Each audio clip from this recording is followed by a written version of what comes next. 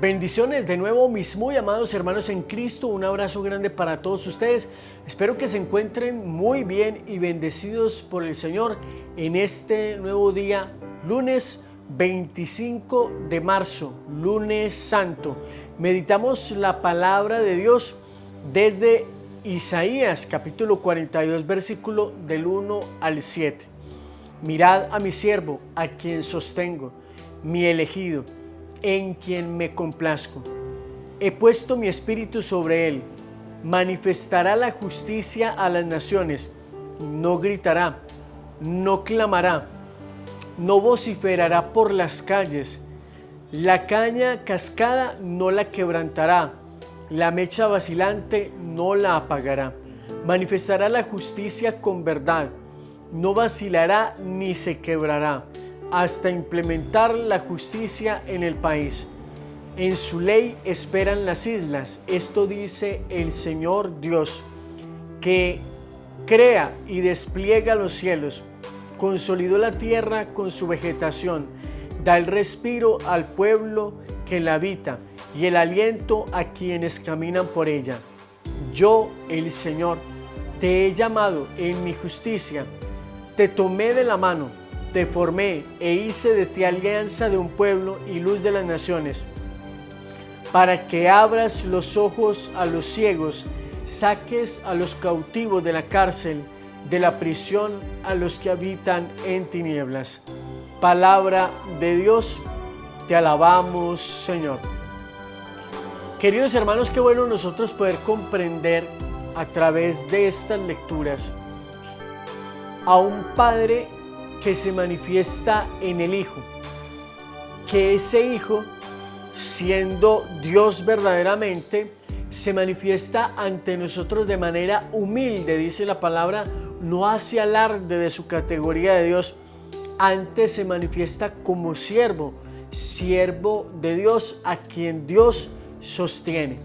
Y cuando Él se bautiza a los 30 años, o a una edad adulta, que es una cosa totalmente diferente al bautismo de la iglesia.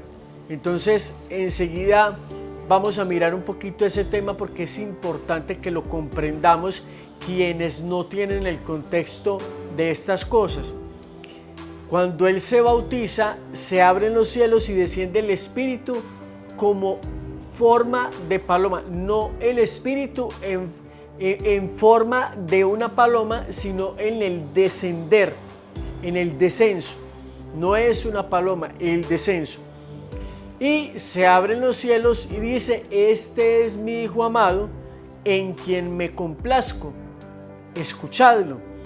Entonces Jesús es ese Hijo de Dios en quien estamos hablando. Dios ha puesto su espíritu sobre él y que manifestará al mundo la justicia, entendiendo la justicia como aquello que es recto ante los ojos de Dios. Qué bueno que nosotros podamos bien comprender eso. Y dice: no gritará, no clamará, no vociferará por las calles. Siempre en este tiempo de Semana Santa, o un poco antes de Semana Santa, nos encontramos a un montón de gente predicando en las calles, hablando con megáfono, y de alguna manera algunos hacen un trabajo de evangelización y otros lo que hacen es hablar mal de la iglesia, y eso no es ninguna evangelización. Evangelización no es hablar mal del otro. Si yo voy a evangelizar, pues sencillamente expongo la verdad y que el otro simplemente compare las cosas y de alguna manera descubra si está en un lugar donde lo están engañando o si está en un lugar donde efectivamente es un camino de verdad. Entonces nos encontramos a un montón de gente que grita por las calles hablando mal de la iglesia, etcétera, criticando, y en realidad no están pescando a las almas en un ambiente salvaje, sino que muchas veces están sacando los peces de una pecera para otra. Sencillo. Y bueno, dice, la caña cascada no la quebrará. Es decir, si se encuentra con una persona que está herida, la mecha vacilante no la apagará. Si se encuentra con una persona que se encuentra débil en su espiritualidad, no la va a quebrantar, no la va a apagar. Por el contrario, va a buscar la manera de encender en ella nuevamente la fe. Ese es el propósito. Y no vacilará ni se quebrará hasta implantar la justicia en el país. Manifestará la justicia con verdad.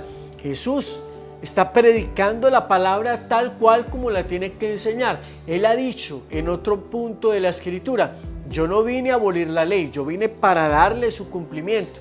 Qué bueno que entendamos eso. Y en ese manifestar la palabra de Dios de manera correcta, pues se ha encontrado con la resistencia de algunos personajes religiosos, autoridades religiosas de su época, que sencillamente lo están viendo como una amenaza al orden que ellos tienen establecido.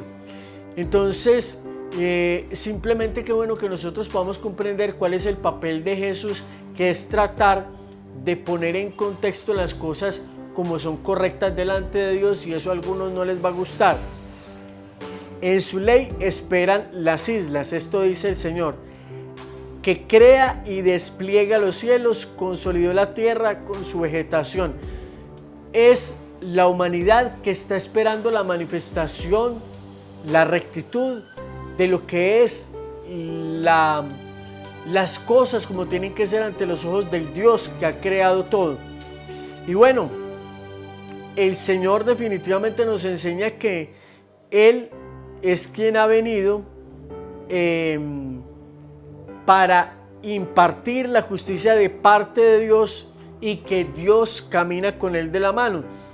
Un Jesús que siendo Dios pues se doblega y ora con espíritu humilde al Padre que ha quedado en el cielo, y de alguna manera nos acerca, trata de acercarnos con la explicación, con el entendimiento de la palabra al camino de Dios. ¿Para qué?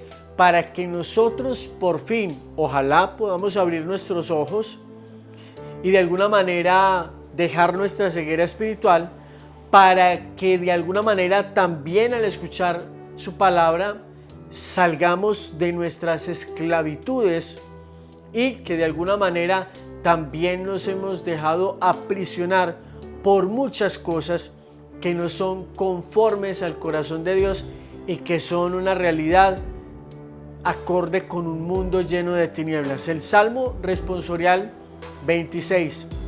El Señor es mi luz y mi salvación, ¿a quién temeré? El Señor es la defensa de la vida, ¿quién me hará temblar? Cuando me asaltan los malvados para devorar mi carne, ellos, mis enemigos, tropiezan y caen. Si un ejército acampa contra mí, mi corazón no tiembla. Si me declaran la guerra, me siento tranquilo. Espero gozar de la dicha del Señor en el país de la vida.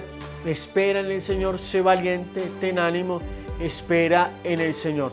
En medio de las adversidades y de las dificultades de la vida que muchas veces se nos presentan, lo que nosotros debemos siempre procurar es no perder la fe, no perder la esperanza, mantenernos firmes en el temor de Dios, en el amor a Dios, que Dios se manifestará, pase lo que pase.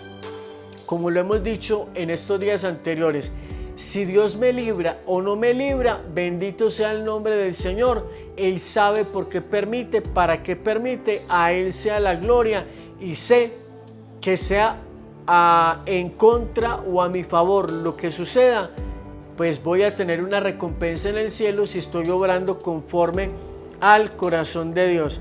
Y el Evangelio según San Juan, en el capítulo 12, versículos del 1 al 11, nos dice: 6 días antes de la Pascua, Jesús fue a Betania, donde vivía Lázaro, a quien había resucitado de entre los muertos. Allí le ofrecieron una cena. Marta servía y Lázaro era uno de los que estaban con él a la mesa.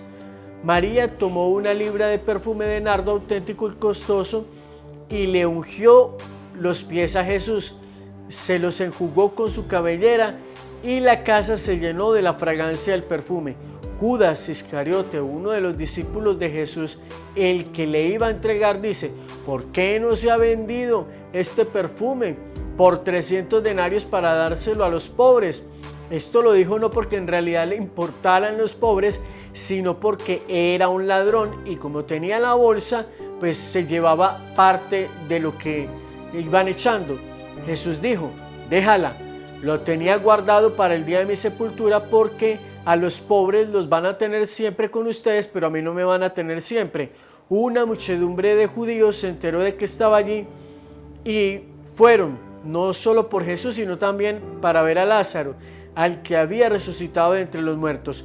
Los sumos sacerdotes decidieron matar también a Lázaro, porque muchos judíos por su causa se les iban y creían en Jesús. Queridos hermanos, tras del acontecer de las obras sobrenaturales de Jesús, sanar enfermos, liberar cautivos, predicar con autoridad, convencer gente, ha despertado la envidia de las autoridades judías y por eso lo quieren matar. Y claro, pues es que muchos se enteraron de la muerte de Lázaro y al verlo nuevamente con vida, pues eso le da más poder y más credibilidad a Jesús sobre las personas que de alguna manera están confiando en él.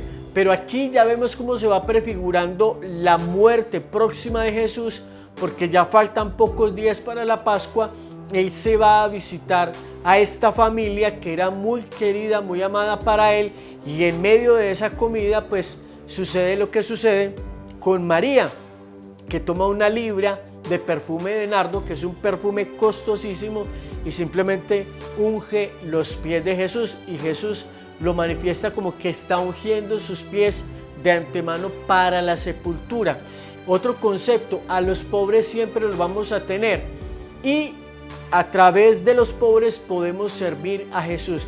Qué bueno que nosotros comprendamos eso y vamos caminando cada vez más en nuestro encuentro hacia Jesús, entendiendo lo que es fundamental, lo grueso, lo importante, para no irnos por las ramas frente a algunas situaciones, como lo hacen muchísimos hermanos a quienes les falta muchísimo, pero muchísimo discernimiento en temas de fe.